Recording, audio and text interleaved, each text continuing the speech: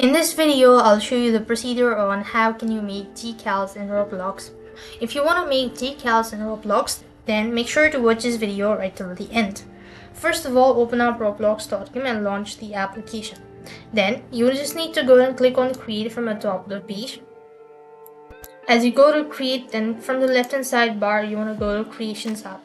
So while you're on this section, you want to click on development items.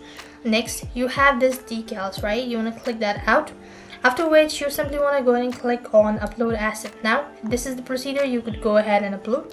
First of all, select or upload an image. For that, you could go ahead and locate any of these images. So I'm just going to go ahead and simply add this out. Then you want to go ahead and give a name. You could add a description as well. Click on upload. Once you've uploaded this, it will then be able to show you at the bottom. You could see.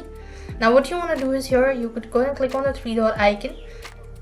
You could go and double click on it and then place this item for sale, or maybe add this for distribution as well. So if you want to add this for distribution, then it's going to be public, so you could go ahead and do it so. And here you want to just toggle the button for this and click on save changes. Once you've done it so, you'll be able to find, and if you go and click on this image, you'll be able to get the ID. So you can see at the top of the page there's a link.